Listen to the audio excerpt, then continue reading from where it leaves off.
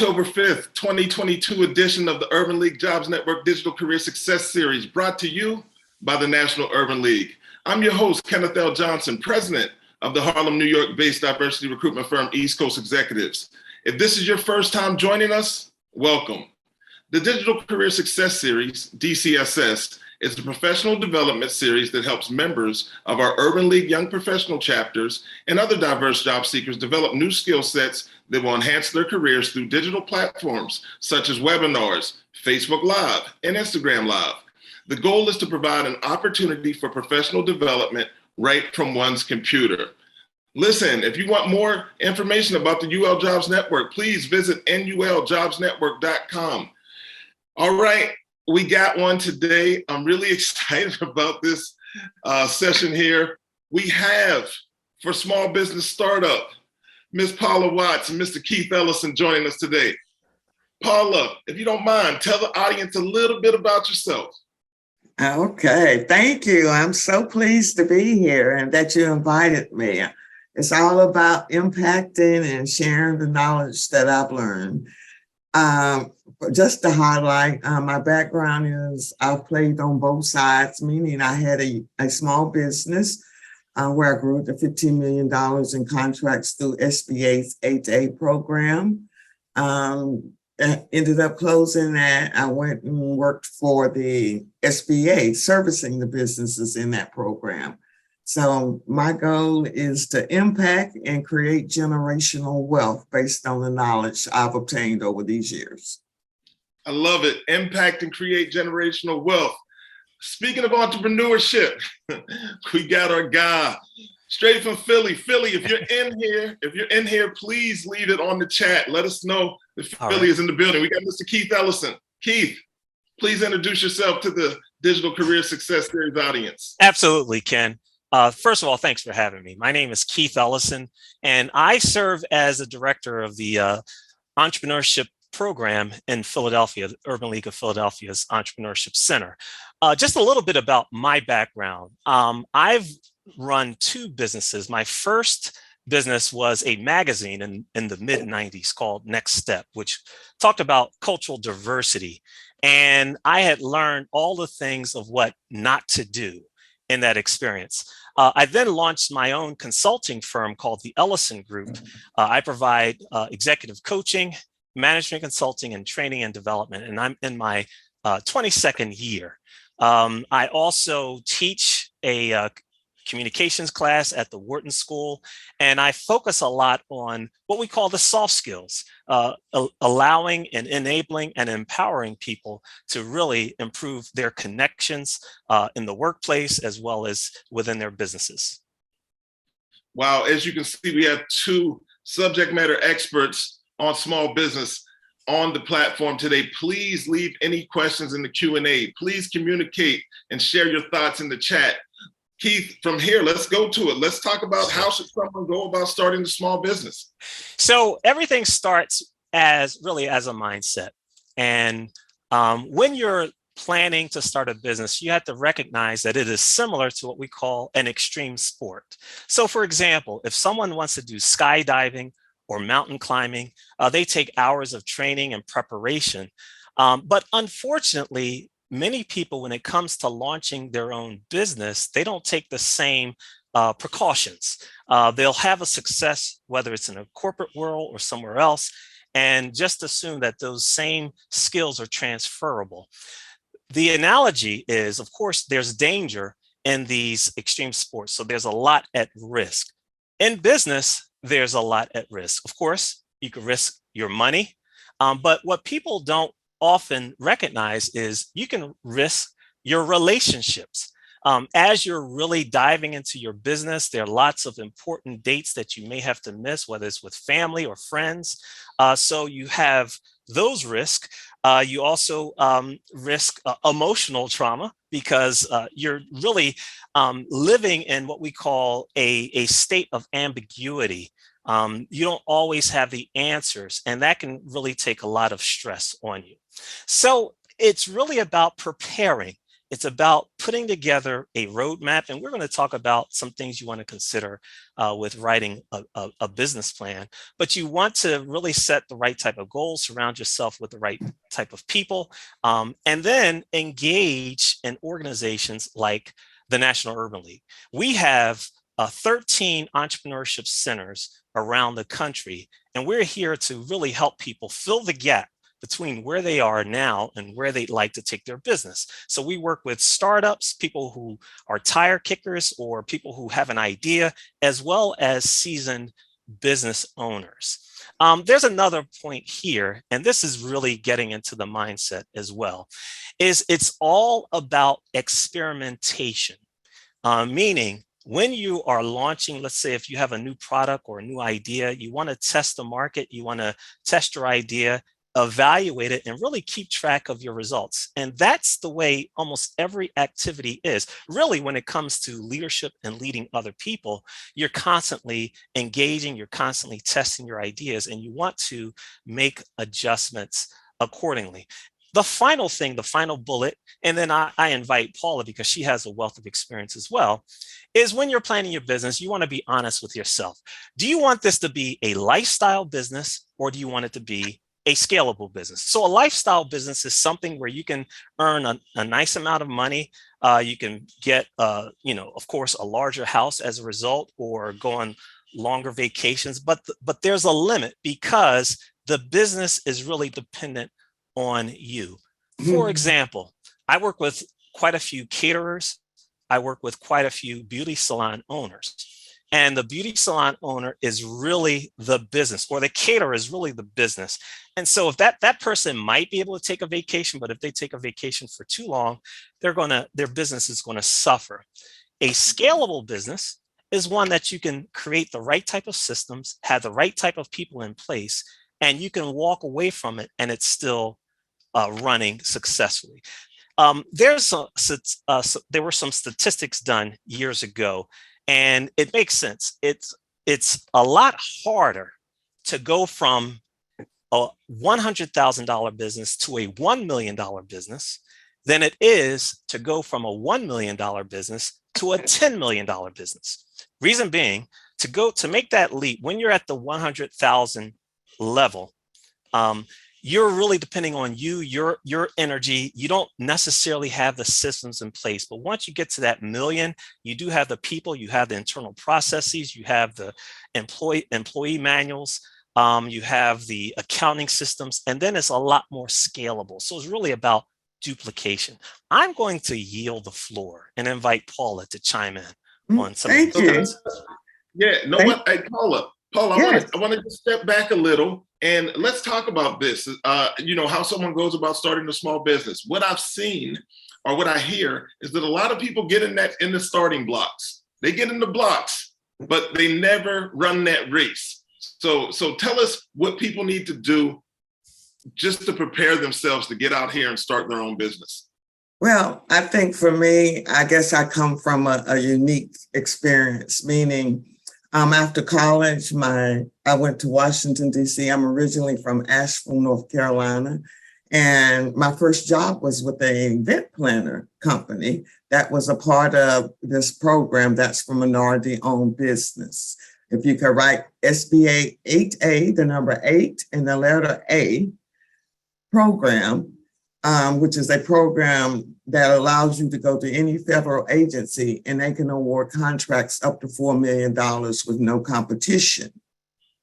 So I ended up working for a company that was a part of the program, and I attached myself to a contract that was in that program. So every 3 years, I went with that contract to a new company, allowing me to see what worked and what didn't work, or so that when I started my business, I wouldn't go through the same challenges. After going through 6 companies, my first year, I started my first business in 1996. The first year in business, I received my first $1 million contract. Second year, I applied into that 8A program and received my second $3 million contract. And so as I started marketing my business as an event planner, one of my mentors pulled me aside and asked me, why am I pigeonholing myself? And when he said that, it made sense because we're trained to our degrees, everything that we do is trained as a skill set. And what I tell businesses, after I won that first $1 million contract, I was no longer doing event planning. I had to learn that the business could not be based on my skill set. I had to learn how to manage the business. So a lot of businesses that start in this space will start a business on their skill set. When I was working at SBA and when I was a SCORE counselor, a lot of times they'll tell businesses, start at your skill set, grow your, get local and state contracts, and then go to the federal, where I'm completely opposite. Meaning I want you to start at the federal because the federal government have contracts that are specifically for small businesses that are 250,000 and below.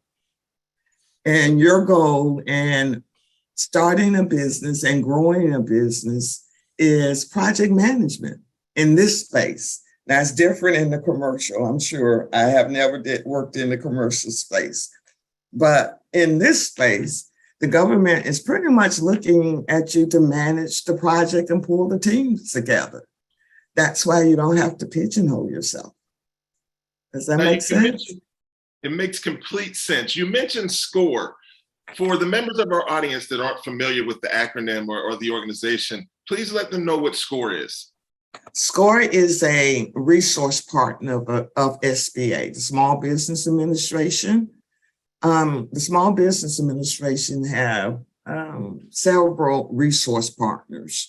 The Small Business Development Center, the Procurement Technical Assistance Center, which strictly focuses on federal contracts, and the Women's Centers and the SCORE counselors. SCORE counselors are free mentors that you can, and it's national, you can go on their website and they'll plug you with a business coach.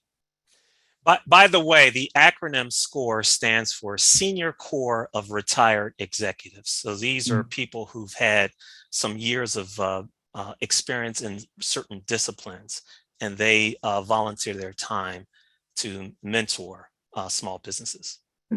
Thank you.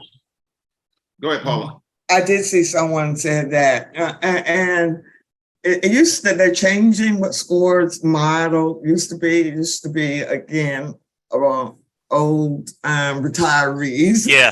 They didn't have any computer skills, and a lot of times they were limited because they were retired executives. So they were limited in being able to show you how to start a business and grow that business. So speaking of starting a business, how important is it to have a business plan? That is the next. Oh, great. So it's essential. It's very essential. You have it's your roadmap. Now, here's a reality. No one likes to write business plans, and no one likes to read business plans. I mean, that is the reality. So when you put together a business plan, you want to ask yourself, who is the audience? If you are going to go to a bank for a loan, you have to put together you should be able to put together a business plan, one that is under 10 pages. If you're going to an investor, you have to put together a business plan, which outlines everything that you're going to do, how your company is going to run, who the management team is. And what typically happens is the investor will look at your financial statements and look at your background and then determine if it's worth reading some more. And that person will send it to his or her assistant or a person who kind of really grinds through to look for things that will produce, concerns. So that's one thing. But at a minimum for yourself, you should put at least a one-page document. Here's what happens. I'm a strong believer in that your first step toward committing yourself to anything is to put it in writing. And there's power in putting something in writing. The more you write, the better you think. And of course, the more clarity of thought, the better you write. So it's a circular effect there. But when you're starting to put together your ideas on paper, more ideas come and it crystallizes your thinking. So think about, you have an idea about your business. You have all these ideas in your head.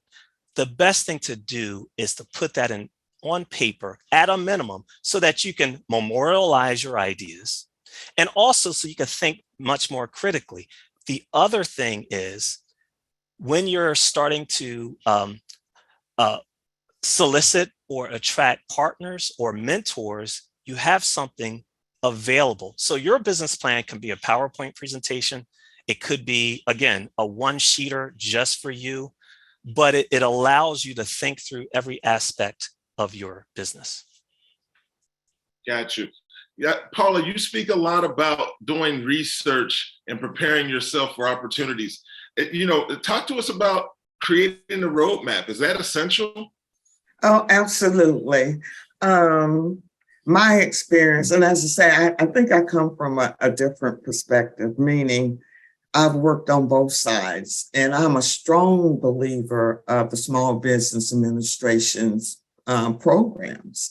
I know the challenge that a lot of people have working with those programs is information based, and no one is really teaching businesses the process. That's what made me leave in 2015 and create a process. Understanding in SBA's programs, not only the 8A program, but the All Small Mentor Protege program requires a business plan. Now, the business plan that Keith was talking about, that's more thought out, all the fluff. I'm beautiful, I'm going to grow this business, and it's going to make all of this money. But for SBA's programs like the 8A and the Mentor Protege, that's where you're going to outline your weaknesses. What I don't have, what do I need? Because that's going to help you work with that mentor and help SBA to understand where you're lacking. As I say, I love their programs because there's no program that's designed to build your business for 9 years, and you get access to $1 million contracts. Got it. So Keith, Yes. I see the 3 M's are here. Yeah. If you want to just touch on what that's all about, I'm really interested in hearing more about that. Sure. And this is not just when you're starting, this is when you're running your business. Look at this concept as a 3-leg stool, meaning if one falters, your business will fall. So the 3 M's: money, marketing, and management. If you don't have the money, so for example, money is of course how you generate the cash or those types of assets for your business. So it's the sales. It could be your own investment. It could be a loan, but you can't run a business without having money. So you want to think through, how am I going to generate cash for my business? Marketing, I want to say marketing is everything, because if you don't have the money, but you have a strong marketing strategy, you can generate the money. But again, it's part of the 3-leg stool. If you are not, it's really about acquiring customers. How are you going to get enough customers, and not just get new customers, but get those customers to return? It's all about the marketing. It's your messaging. It's where you're going to find them. It's how you're going to position your product or your service. And that is a much longer discussion. And with all of these things, it's best to get as much guidance as possible. Again, working with the SBA partners, and the National Urban League is also an SBA partner because we are part of the Community Navigator Pilot Program. And so the SBA is supporting us and helping businesses really strengthen their marketing plans, as well as getting loans and getting certification. The final area, which is often overlooked, is the management of your business. So that's not just what the entrepreneur does and leading people, but it's also managing your systems. One of the biggest problems, and we found this out because of the pandemic, there were a lot of businesses, especially cash-based businesses, that were not able to take advantage of PPP. And that's because they did not have the financial systems in place, like the back office, the accounting systems to really keep track of their revenue, their expenses. And so when it came time to go after the loans, they could not just produce the financial statements. All of that is part of management. So the right kind of systems in place, human resource systems, accounting systems, other types of processes to really help you run your business that falls in that area. And those are things that you want to constantly look at. You want to, most of this you may outsource if you don't have the budget to hire someone, but you want to keep your eye on all of these three things. It's the Urban League Jobs Network Digital Career Success Series with Mr. Keith Ellison, Ms. Paula Watts. There's another M, Paula. There's another M that people don't like to talk about.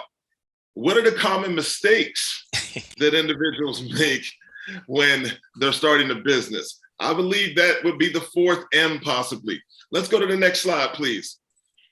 What I've found consistently, and I've been training businesses for the last 10 years.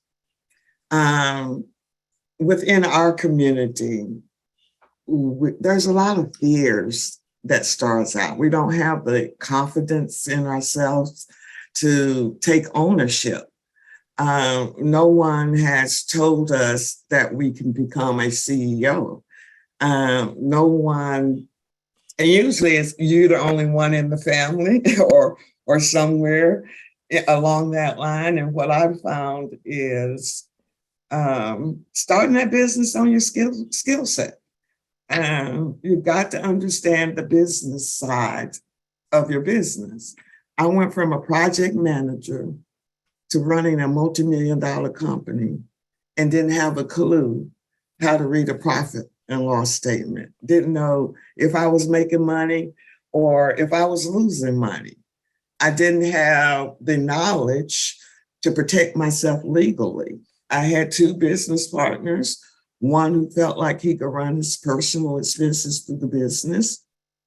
And the last straw for me was a $3,000 custom-made pinstripe suit with his initials going down the pinstripe. I was like, you've lost your mind. So I terminated him. He then threatens my assistant.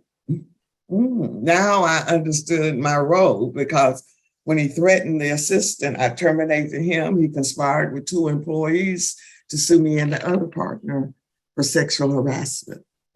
Never been in a court, didn't know anything about interrogatories, depositions, and the things I needed to protect myself. So for me, it's important that you build the foundation and understand your business. Spend that time. Because if you don't have the foundation and you go out there and win contracts, get business in, it's going to fail because you don't have the infrastructure to support it. I'd like to build on to what Paula said. You used a common phrase, and that word was fear. And you are absolutely right. And in fact, that fear is something that doesn't always leave. And just to kind of add to the question that you brought up, Ken, and to build on what Paul was saying, as far as confidence, in many cases, we diminish our own abilities. We don't see ourselves as being worthy. And we express that, or we see that when it comes to pricing our service or products. So a common mistake that not just startup businesses, but even experienced businesses, we may undercharge, but we are creating a lot of value. I'll give you just a personal example for me in my consulting business. So when I started my business, I was actually in my 30s. So you can kind of start doing the math. And I was doing executive coaching and leadership development. Well, a lot of people would say, what can this young person tell us about leadership? Because most of my clients were 10, 15 years older than me. And I started to kind of internalize that and believe that I didn't really have the I wouldn't say I didn't have the skill set, but I would choose not to go after certain businesses because I didn't think that I had what it took. And I had to really kind of challenge myself on that and just make up for that. So we all have certain hangups and we have to keep in mind. So one solution, and I would say any entrepreneur, don't just get a coach. At times you may need a therapist because you are experiencing so many highs and lows that your family can't really relate to. People who are not in the business with you, they don't see it, but there are lots of things that keep you up at night, whether it's making payroll or paying your mortgage, and you may not have the person to talk to. There's a lot of things I can't share with my wife, even today. So you have those people in your life. So I would definitely say, get a person that you can speak to. I didn't mean to go off script a little bit, but there are lots of comments. Anybody wants to add? And I wanted to say something else too. Thank you, Keith. And it's us understanding the power of collaboration. Understanding there's 92 people online right now. That's a contract. But we need to understand how to work together.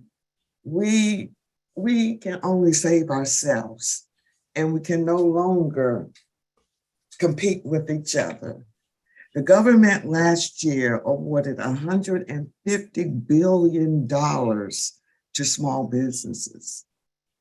And again, if we're collectively align ourselves with other businesses and the way these contracts are set up, you get a little piece, I get a little piece. Eventually, we all have a whole pie. So understand building relationships is key. Networking, making sure you're aligning yourself with people that have the same value system. That was my challenge in that first business. They didn't have the same value system. They was just wanting to spend. So if you're teaming with somebody that all they want to do is spend, and not invest back into your business, then it's not going to work. Yeah, you're absolutely right. Ken, I know you're about to ask a question, but just want to build on what Paul is saying. You're right. You want to surround yourself with people who have similar values and greater ambitions, or equal or greater ambitions, because I do a lot of speaking to younger people, and I tell them, show me your friends and I'll show you your future. Well, that's the same way it is with those who you collaborate with, your network, your inner circle. You want to, if you're the smartest person in the group, you really need a new group. And so that is a common mistake that entrepreneurs often make, is that they may not be as prudent with their advisors or their collaborators, or definitely employees, or even if they're 1099 employees. When you're bringing someone in your business, you really want to be deliberate and take a while to bring someone on. But if you have to cut the cord, you want to cut the cord. So hire slow and fire fast. Dates. Yes. They need to date. You need to, especially when you're dealing with other business partners. You need to date. You need to date them. Yep. I have so many people that's going through my program. This big business has reached out to me and have you dated them? Do you know them? Absolutely. Don't just get married because they like you. Yeah. So those are some of the mistakes we should avoid as we select partners. But as we're working with partners, what are the things? Give us some positives to the partnership. We can go to the next slide, please. Yeah, I say with the SBA's Mentor Protege Program, again, they can go to SBA's website and look at the All Small Mentor Protege Program. That program is a wonderful program because it allows a large business to mentor you. And so most people will say, well, I'm just a one-person, two-person business. Why would someone want to mentor me? Because I said $150 billion was awarded to small businesses last year. A large business can't have access to those contracts unless they are part of that program. And what that program does, it allows that large business to help you with your infrastructure, help you set up your accounting system, your proposal writing machines, all the infrastructure. And it could be, it's a great relationship, but you have to know where to find them and how to find them. And I know a lot of us, we start the mom and pops, beauty salons, as you said, keep catering.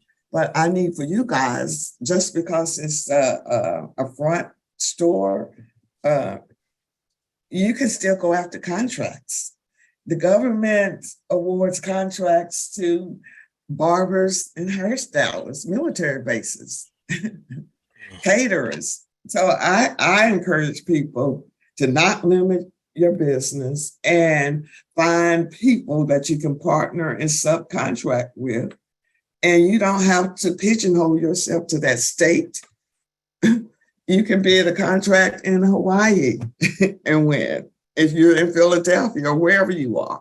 That's why I love federal contracting. Let's speak to some of this while you're there, Paula. Is there a solution, a database of businesses that maybe one could peek into and find potential partners?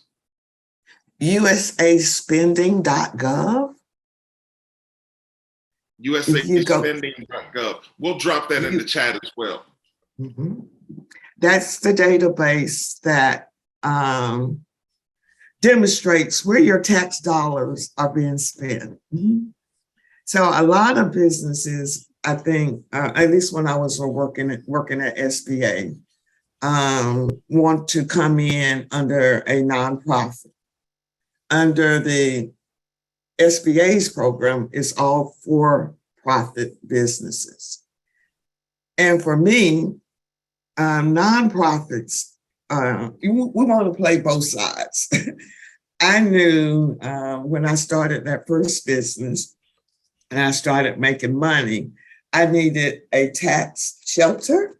So I started a nonprofit, which is geared to provide for the community, so that at the end of the year, I could put money under that nonprofit, but I also made the nonprofit broad enough so that if I wanted to get grants, I could get grants.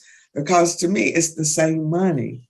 We do not associate our tax dollars with grant money or contract money. It's our dollars. What I may be letting the cat out of the bag too soon, but aren't you working on something, a platform that allows for collaboration? I do. On my website, I have 1,800 people in our database. And after they completed my program, now they are everyone speaking the same language.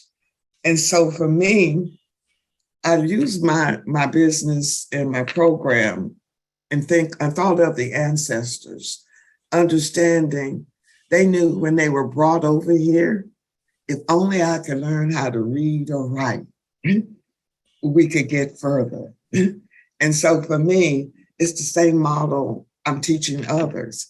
If only we can learn this big government language, which is really not that complicated once you understand the language, then we are now really creating generational wealth. Exceptional. Hey, Keith, I want to speak about this. You know, I've actually participated in your program in the Entrepreneurship Center at the Urban League of Philadelphia many moons ago. And one of the things I took value in was the professional development opportunities that were presented, but also the ability to collaborate with consultants and other business owners that could provide advice to me. Speak a little bit about some of the work that's happening in the Entrepreneurship Center programs, but also just about the importance of looking for resources that align you with others. Sure. So I'll just speak from the National Urban League perspective, and then I can talk more about our center. So for those who are not familiar with the Urban League, the Urban League, National Urban League was founded in 1910. and it's had several programs that have evolved over the years. Entrepreneurship is one of its key areas of focus. We also focus on workforce development, education, and housing, as well as health, and as well as advocacy. But I'm gonna just talk about the entrepreneurship centers. There are, again, 13 centers in major cities, including Atlanta, Baltimore, Chicago, Cincinnati, Cleveland, Houston, Jacksonville, Los Angeles, Las Vegas, New Orleans, of course, Philadelphia, St. Louis, and Washington, DC. So we provide training programs and also individualized coaching. So you could be assigned to a single consultant to help you strategize, help you get funding, help you get contracts, or whatever the need is of your business. We would have the resources. In Philadelphia, one of the things that we launched last year is something called Mastermind Mondays. And the mastermind concept was developed by Dale Carnegie in the early part of the 19th century.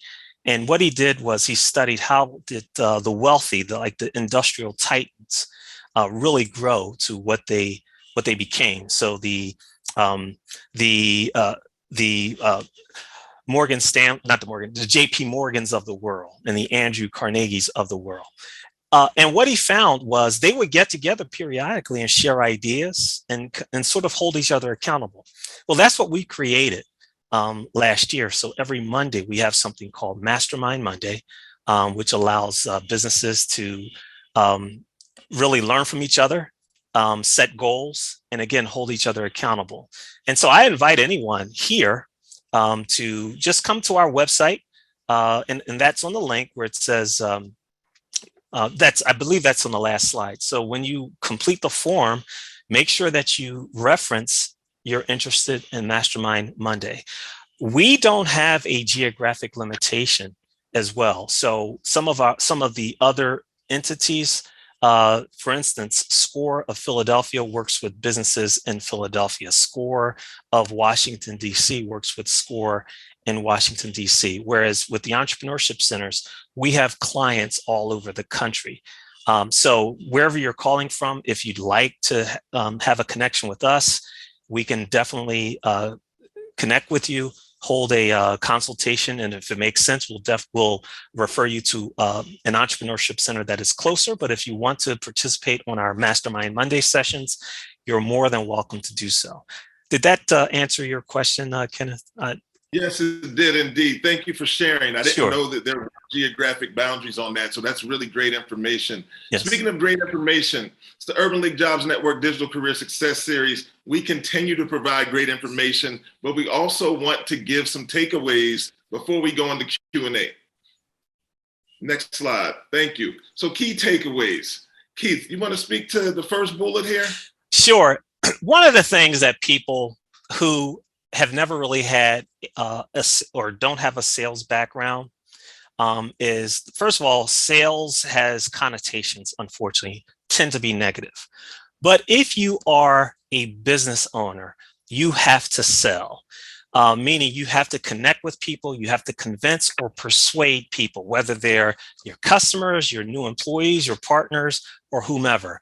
And so that is a skill that you need to develop. The other thing that's part of that is, and I just had this discussion recently on our mastermind session, is even if you're an introvert, because some people believe that introverts aren't really good salespeople, what really happens is introverts are often better people at sales than extroverts. And there's many reasons why. Extroverts get their energy from being around people.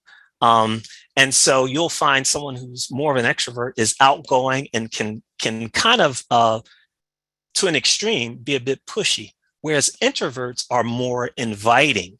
And so depending on the discipline, let's say if you're a consultant, or if you are an accountant, or if you are, let's say, an attorney, you come across a bit more trustworthy. Now, I'm kind of painting some generalizations here. So, and I'm speaking to those individuals who are hesitant about being in a sales role.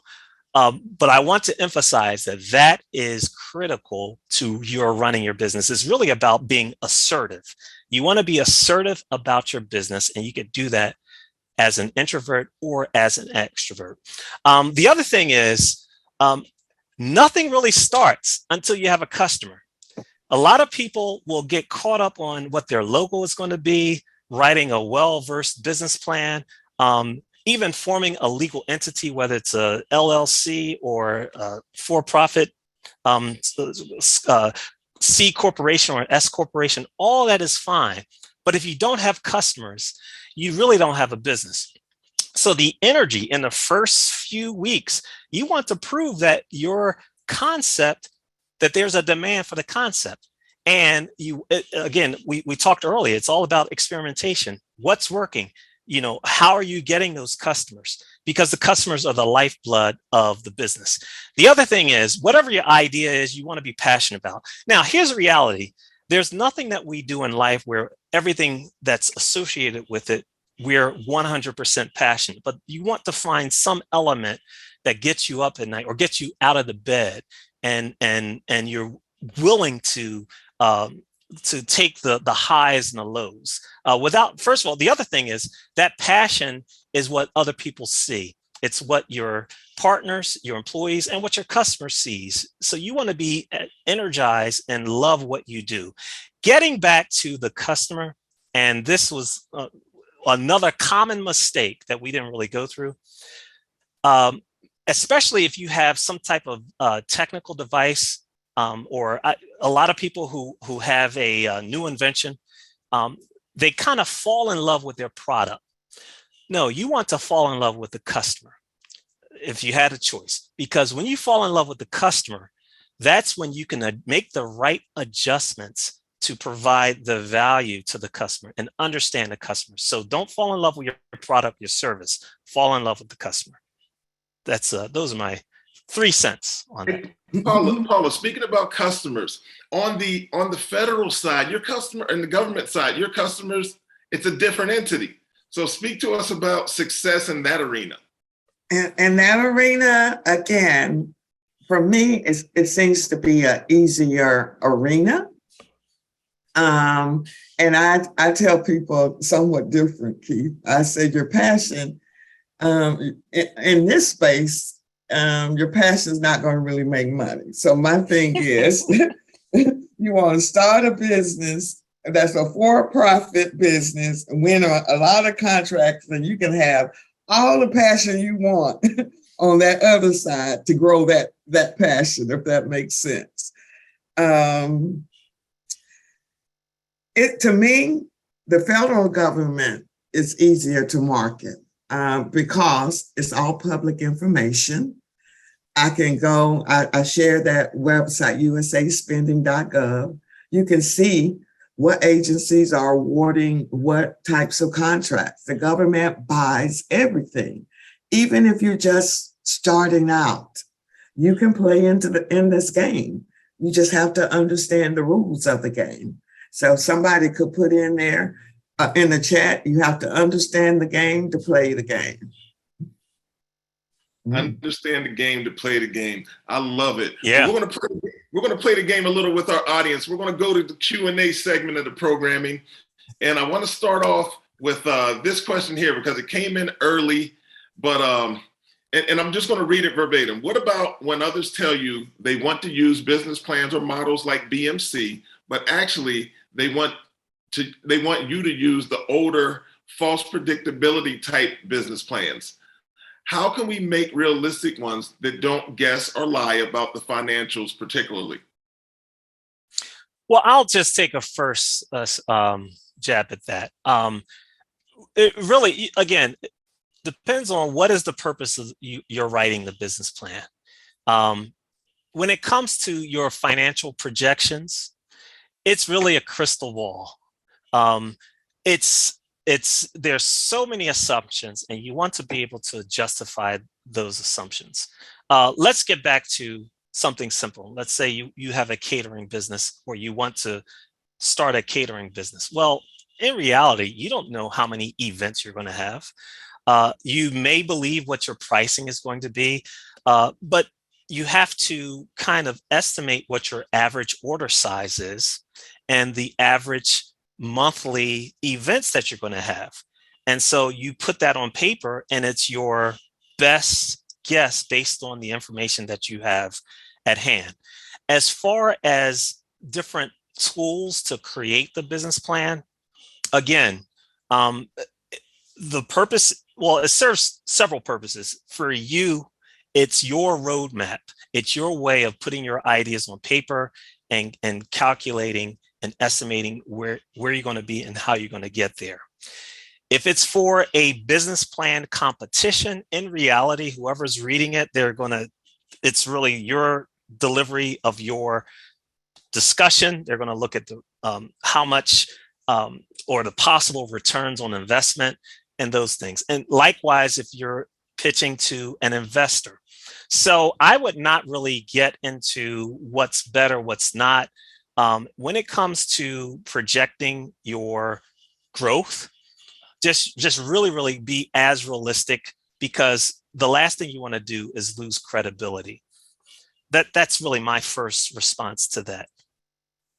No, Paul, I want to go here because I really want to hear your response on this. Is it truly helpful to get the WBE and or MBE certifications? And if you would, because there might be members of our audience that aren't familiar with the acronyms, could you share that, but then your answer? Okay. The WBE is the Women's Business Enterprise. You have the DBE, which is the Disadvantaged Business Enterprise. You have a lot of these E's. Me personally, I don't really like the E's, because the E's are state and local certifications that allow you to compete on a local and state level contracts. And for me, those E's only allow you to be a subcontractor. You're never necessarily going to be a prime contractor. And you're competing with a whole lot more people. And so for me, it still makes sense. Not that I don't want that money, but I want to start at the federal and then come down, get the experience on the federal, because the states and the locals, they are following similar laws and rules because they have federal dollars associated with those contracts.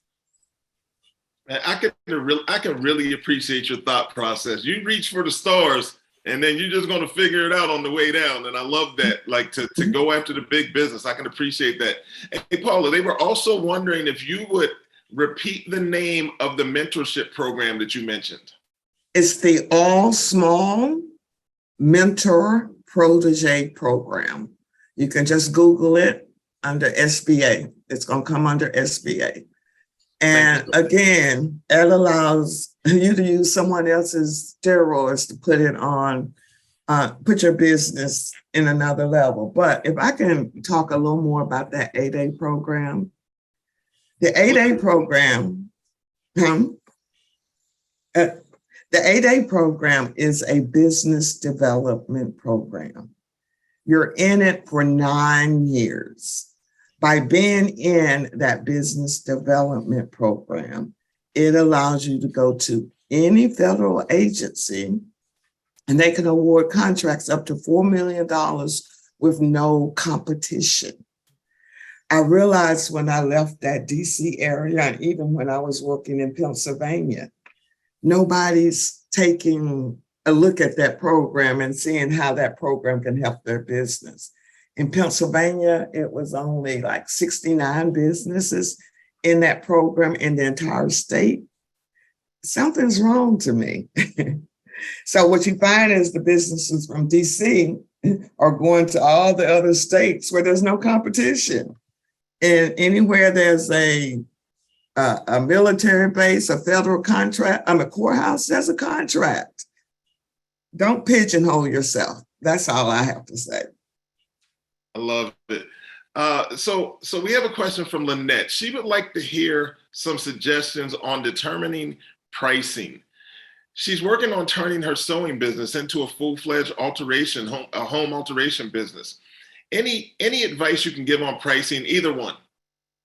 Sure. So when it comes to pricing, you want to price it, of course, so that you can exceed your costs. So you want to look at what type of dollar amount or percentage do I want to exceed my costs. So that's one way of looking at it. And you can what's interesting is you can look at similar companies to determine what they're charging.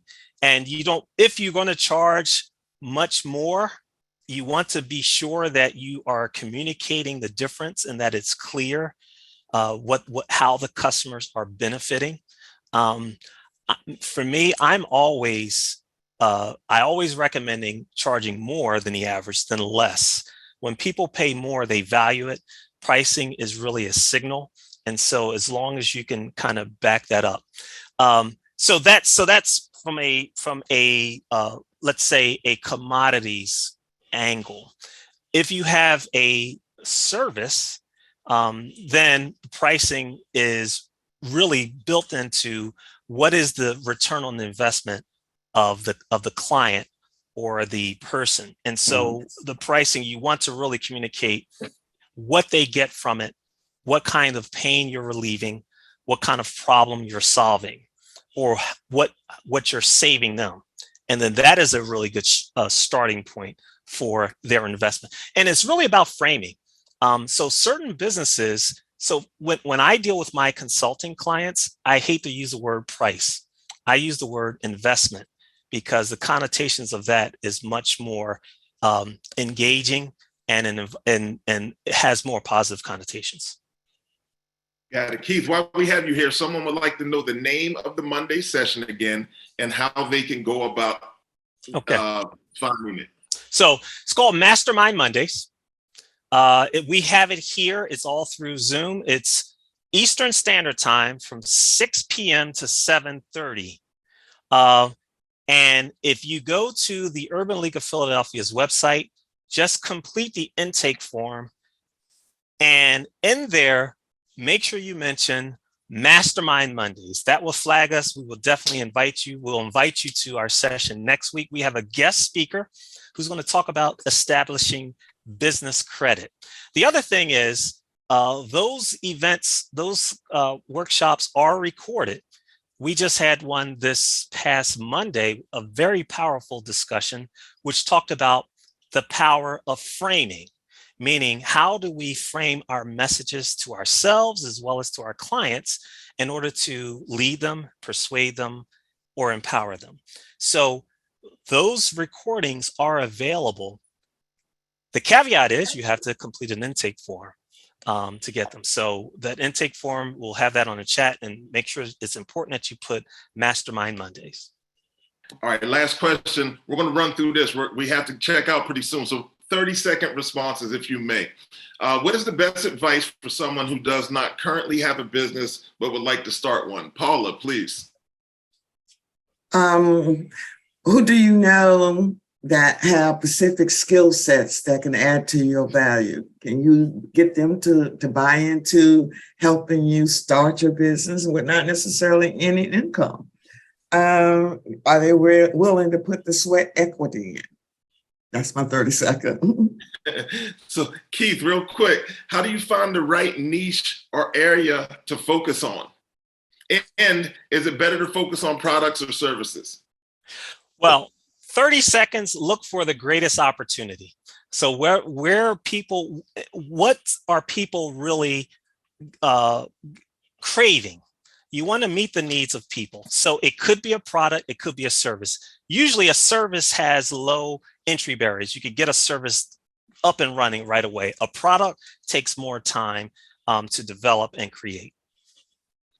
All right, and I'm going to take the last one. They asked what type of mentorship programs are available for people that don't have a business but are currently interested in starting one. And I'm going to suggest that you lock in with the entrepreneurship centers across the country. Hopefully there's one in your city or near you, but as Keith had mentioned, there's no geographic boundaries. He can support you as well.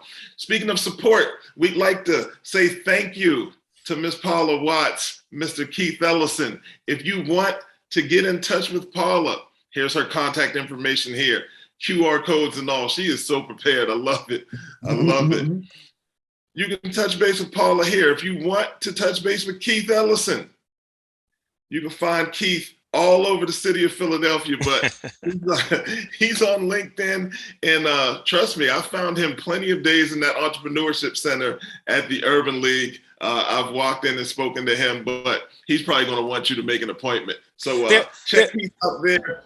And there's something I want to say, and I have to say this. I am not the district attorney for this Minnesota, or state attorney general for Minnesota. I get that every now and then. So I'm the other Keith Ellison. You're the other Keith Ellison. That's right. Connect with them on LinkedIn so you'll know you have the right one. Oh, wow. We want to thank both of you so very much. This was a great session. We're going to do it again. But first of all, if you want to connect in with me, please do not hesitate. I'm here pretty much every other Wednesday, but you can catch me on Instagram. You can catch me on LinkedIn. I live over there, Twitter, or you could visit the East Coast Executives website at eastcoastexecutives.com. We're coming back, and I can't wait. We have another session coming up in a couple weeks, and it's diving into entrepreneurship. Learn how to develop your entrepreneurial spirit and build your passion. And that will be Wednesday, October 26th at 12 p.m. Just register today. We're going to have a great guest. I'm not letting it out who it is yet, but you're going to be really excited. It's the Urban League Jobs Network Digital Career Success Series. I'd like to thank the UL Jobs Network team, Dory Brown and her team, Mr. Gannon, doing what he does, keeping us fresh on social media, and our fearless leader, Wanda Jackson. Thank you all so very much for joining us. Thank you to our guests. We'll do it again on October 26th, diving into entrepreneurship. I'm Kenneth L. Johnson. See you on the 26th. Thank you, Ken. Thank you. Bye-bye. Bye-bye. Take care, everyone.